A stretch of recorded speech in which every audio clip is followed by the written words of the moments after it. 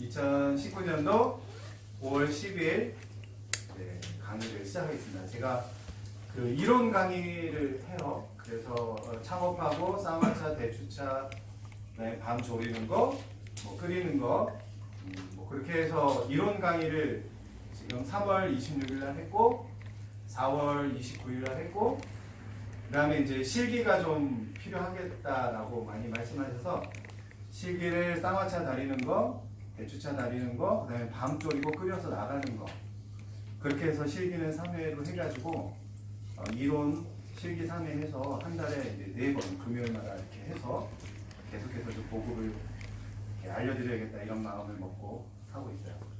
안녕하세요. 다시 하겠습니다. 안녕하세요. 안녕하세요. 이렇게 제가 생각했을 때 한 5분 정도를 예상을 했는데 오늘 지금 뭐 한 9분 정도 이렇게 오셨습니다. 너무 감사드리고요.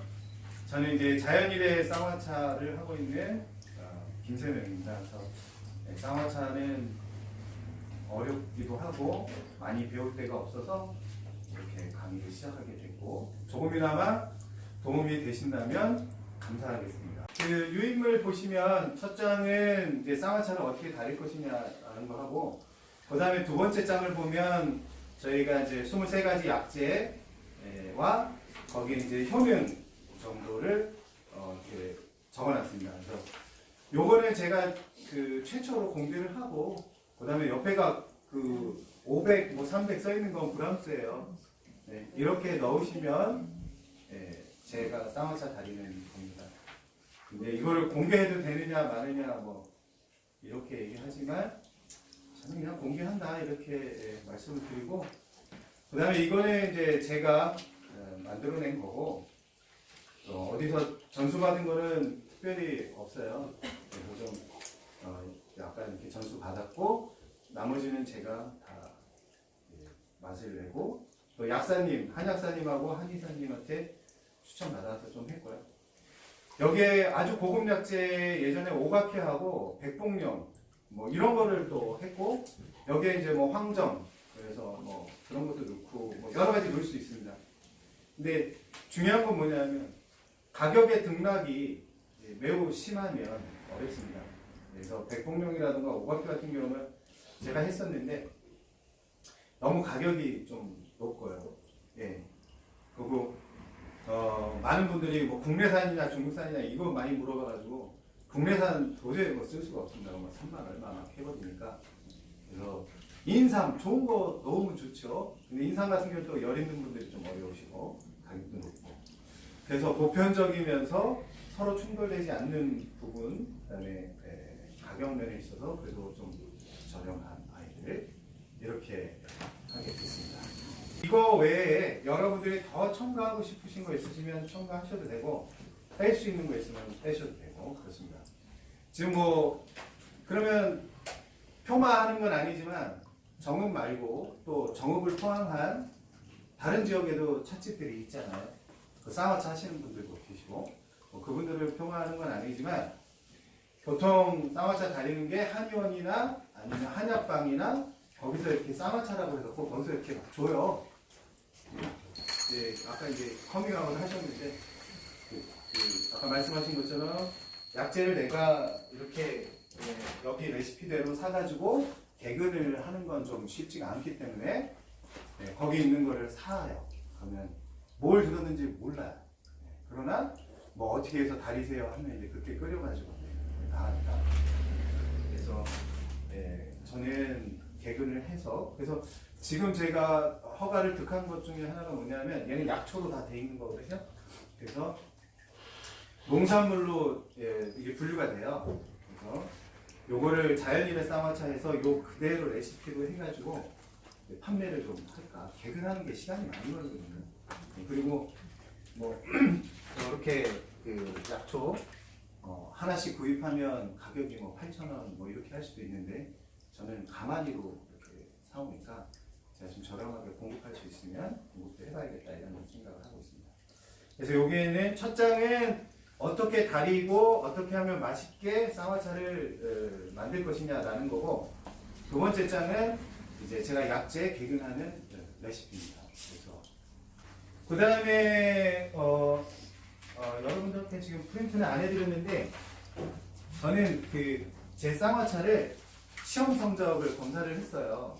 그래서 칼로리가 어떻게 되느냐, 지방이 어떻게 되느냐, 우리 과자처럼 검사를 했습니다. 그리고 열량은 이게 100ml 기준이에요. 그러니까 제가 쌍화차 한 포요. 거기에 38.8 칼로리예요. 쌍화차가. 그 다음에 탄수화물은 4.5. 여기에 보면 트랜스 지방이나 이런 건 없고요. 콜레스테롤 이런 건 없고 약초 안에 지방이 좀 들어있나 봐요. 그래서 지방이 2.0 나왔고 그리고 식물에도 소금 성분들이 있어요. 그래서 저도 소금을 놨는데 소금 나트륨이 8.4가 나왔습니다. 거의 없는 건데 식물에도 지방이 있고 나트륨이 있다는 걸 저도 조금 느꼈습니다. 그래서 이렇게 자연일의 쌍화차의 열량도 이렇게 했고요. 그 다음에 이제 제가 찻집들의 커피숍에 공급하는 쌍화차가 납성분이라든가 세균수라든가 이런 시험 검적서 같이 이렇게 했다라는 말씀을 드리면서 왜 말씀드리냐면 여러분들이 이제 검증이라고 하는 부분, 자연일의 쌍화차가 전국적으로 한 100군데 정도 저희가 부름을 좀 했고요. 그 다음에 성분이나 이런 부분에 또 성적이나 이런 자신 있고 레시피 자신 있어서 이렇게 혹시 여러분들이 이거 좀 약간 저품 아닐까 이렇게 생각하실 수 있어서 또 자신감 배우시는데 자신감 가지시라고. 왜 그러냐면 어디 30년 40년 전통의 산에서 하신 분 계시다 거기가 맛있다 어쩌다 그런 분들도 훌륭하시지만 저는 이제 일전에 말씀드린 것처럼 수량화 계측 계량화 해가지고 표준화를 만들었기 때문에 조금 제가 쌍화차한 지는 4년이라니까요. 그러니까 혹시 평화될 수 이렇게 조금 저평가될 수 있으니까 자신 있게 같이 말씀드립니다. 이렇게 하고 그러면 이제 쌍화차 다리는 법이 이렇게 돼 있습니다. 첫 번째 보면 이제 약재와 약초 일전에도 했었는데요. 그거 좀 얘기하고요. 그 다음에 개근하고 씹는 거. 그 다음에 센 불과 약불의 차이. 그 다음에 숙성한 거하고 숙성하지 않은 거하고. 그 다음에 이제 제일 중요한 거일 수 있어요. 만들면 뭐예요? 안 팔리면 상해. 그러니까 보관 방법. 그 다음에 5번. 이거 아주 중요한데요. 맛을 일정하게 유지하는 거예요. 일전에도 말씀드렸지만 이 수제는 맛이 일정하게 나오기 어렵습니다. 근데 95에서 105 사이는 말이 안 나오는데 어느 날 어느 날 쓰고 어느 날 연하고 하면 어느 날은 풀냄새 많이 나고 이런 것들이 어렵거든요. 그래서 그거를 품질을 일정하게 유지하는 방법 이렇게 했습니다. 오늘 이렇게 수업을 하고 시간은 12시 내로 끝날 거로 봅니다. 쌍화차 맛이 다른 이유를 설명을 한다고 하면 일단 오신 분들은 아실 거예요. 기본적으로 몇 개가 있어야 쌍화차라고 하죠? 9가지. 9가지만 들어가고 그 나머지에 뭐가 첨가돼도 다 쌍화차라고 한다고요. 9가지 중에 하나라도 없으면 쌍화차는 못 돼요. 대표적으로 백작약이 없이 쌍화차라고 한다? 그러면 그 쌍화차라는 용어를 못 써요. 식품법에 그렇게 돼 있어요. 그래서 저는 부산에서 이제 전화가 왔고 이름 얘기하면 안 되겠구나. 다른 지역에서 이제 전화가 왔죠. 어디로? 저희 그 식품 허가청으로. 자연일해라고 해서 쌍화차라고 하는데 보니까 이걸 이렇게 찻집에서 이렇게 만들어서 팔 수 있느냐 어쩌고 왔어요. 근데 이제 거기서도 이제 해명하는 거죠. 아니 그거는 제조 다 등록돼 있고 그런데 왜 그러십니까? 그래서 아니 뭐가 빠져 있다. 백작약이라고 하는데 자격이라고 했는데 걔가 없지 않느냐. 그래서 그 주무관께서도 처음 보셨대요. 그래서 이제 책자를 보면서 저한테 그 대표님 혹시 거기에 그 성분 중에 백작약, 청궁, 그다음에 당기, 향기, 계피, 감초, 생강, 대추, 또 하나 뭐죠? 하여튼 그 중에 하나라도 없는 게 있느냐? 아니다, 그거 다 표시가 돼 있다. 아 그래요? 그러면은 괜찮은데 그렇지 않고서는 쌍화차라는 용어를 사용해서 판매할 수 없다. 저한테 이렇게 얘기했기 때문에 저도 이제 그때 알았어요. 그래서 식품법에 어떻게 돼 있다고 쌍화차라고 얘기하려면 기본적으로 9가지. 그것만 돼 있으면 쌍화차라고 할 수 있어요. 그리고 나머지는 첨가를 하면 돼요.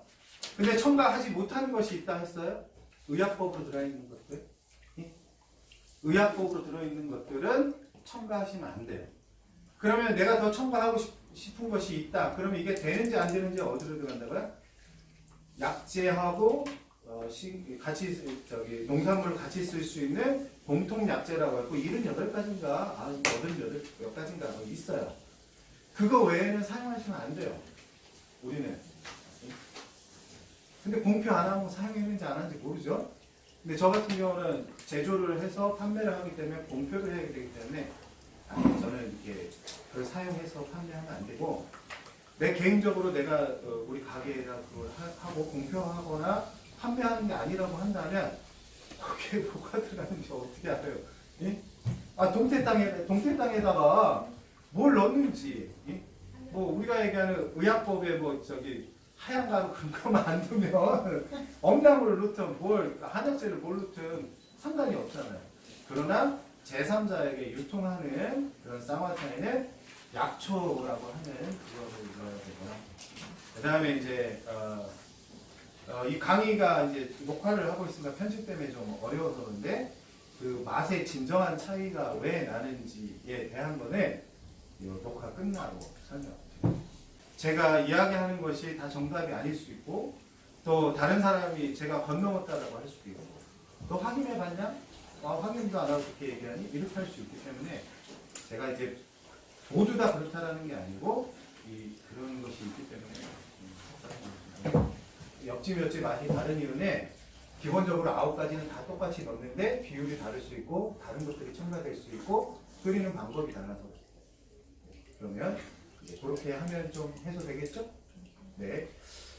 그러면 이제 약재와 약초 차이 거의 같이 동시에 했나요? 여기에 보면 약재와 약초. 우리는 약재라는 용어를 쓴다 안 쓴다? 안 쓴다. 네, 약재라는 용어를 쓰는 순간 식약법 위반이다. 네. 그래서 저희는 약재로 쌍화차를 만듭니다라고 하면 안 되고 약초로 쌍화차를 만듭니다라고 해야 돼요. 그래서 약재라고 하는 거는 의약법이고 약초라고 하는 거는 농식품이에요.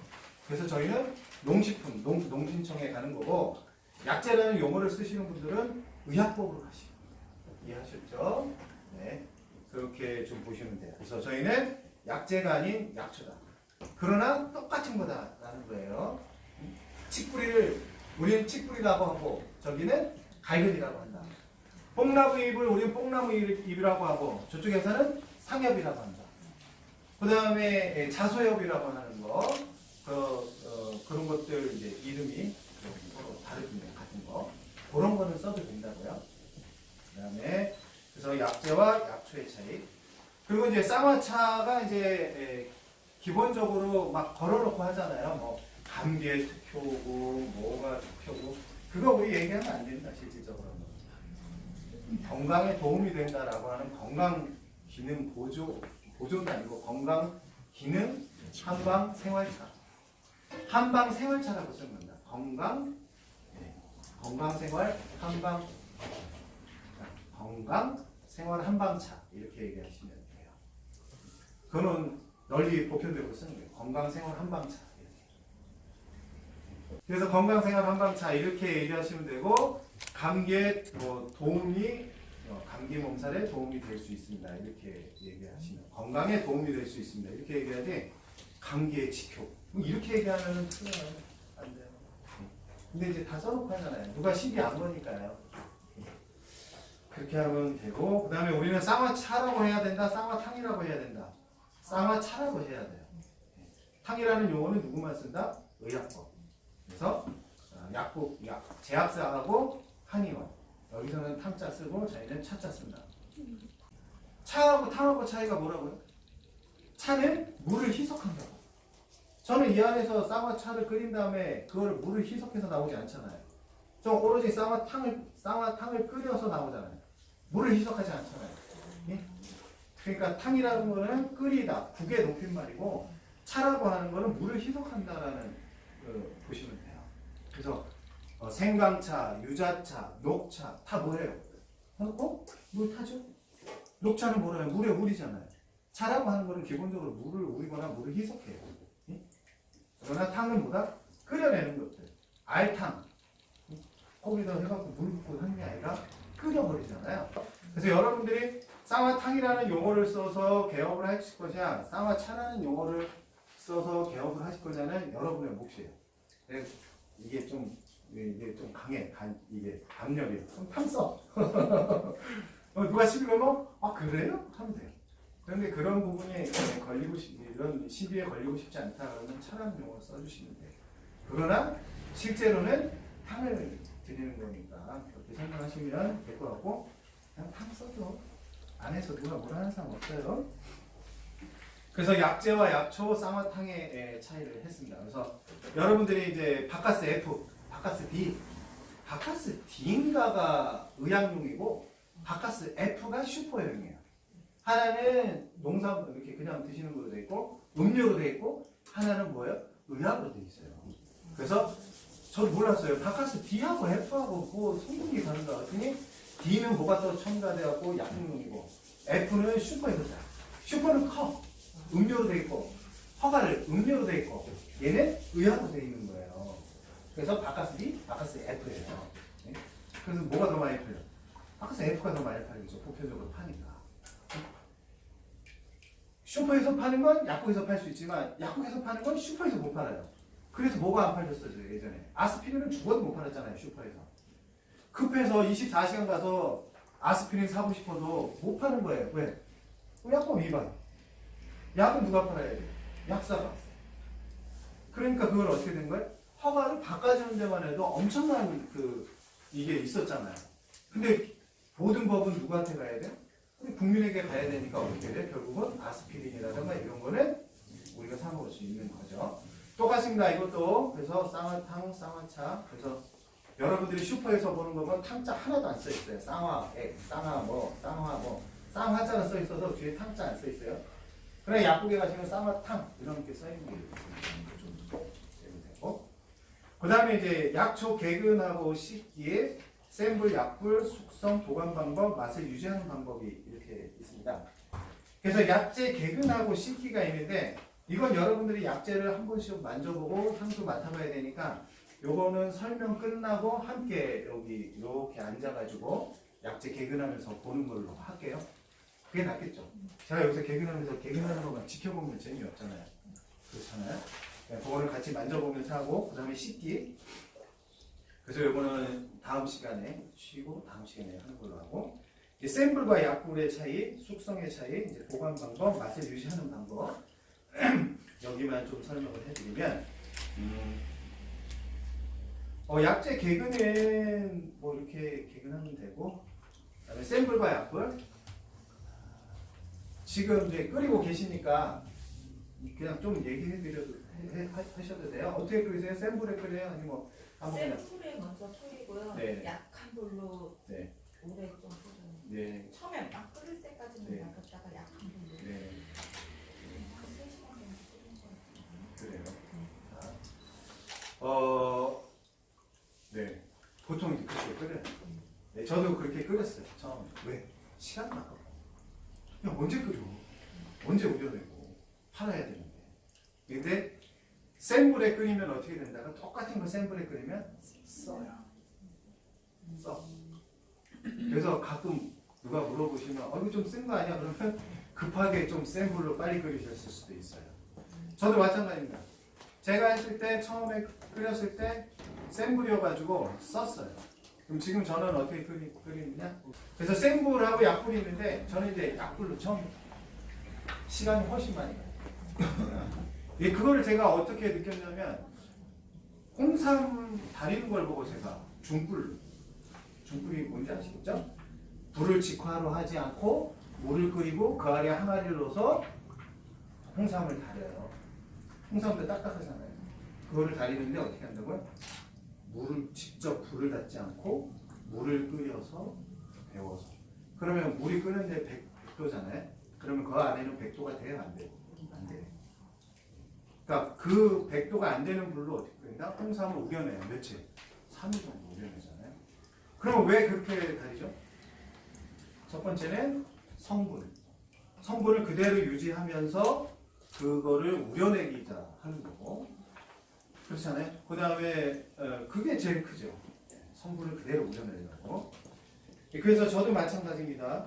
그래서 저도 그거를 착안했고, 진짜 센 불로 해보고, 처음부터 약불로 해보고, 맛이 약불로 천천히 가는 게 맞고, 예전에 또 설명하지만 우리 약탕기 이렇게 손으로 담는 거, 그거 이렇게 부채질해서 떼지 장작불로 떼는 거 아니죠?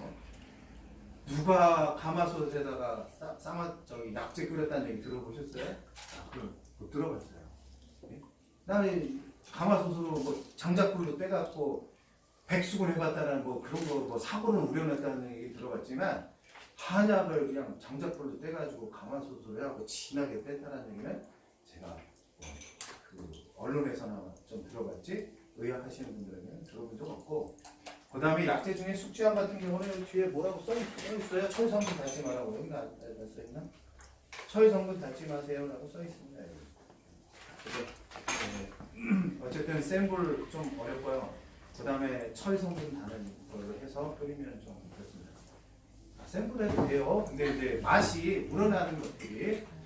그럼 약불로 하게 되면 뭐가 단점이 뭐예요? 장점은 그대로 우려낸다는 거지만, 단점은 시간이 팔아야 되는데 많이 간다는 얘기는 뭐예요? 중간에 확인해. 또요. 100도는 위아래로 다 끓어요. 막 그냥 펄펄펄 끓잖아요. 그러니까 다 우려내요. 그런데 이게 100도가 아니면 물이 순하네요? 안 해요? 하긴 하지만 약재들이 들어있으니까 밑에 거는 잘 우러나고 위에는 한참 남았지. 그러니까 중간에 섞어줘요. 시간대를. 그러니까 어쩔 때는 풀냄새 많이 나고 어쩔 때는 몸만 나고 이런 게 나와. 그러니까 중간중간 내가 잘 섞어주면 돼. 시간대로. 그러니까 길면 지켜봐야 돼. 그 길면 또 뭐가 불안해? 우리 여성분들은 불나면 어떡하지? 왜요? 잠잘 때까지 켜놔야 되잖아요. 그러니까 잠안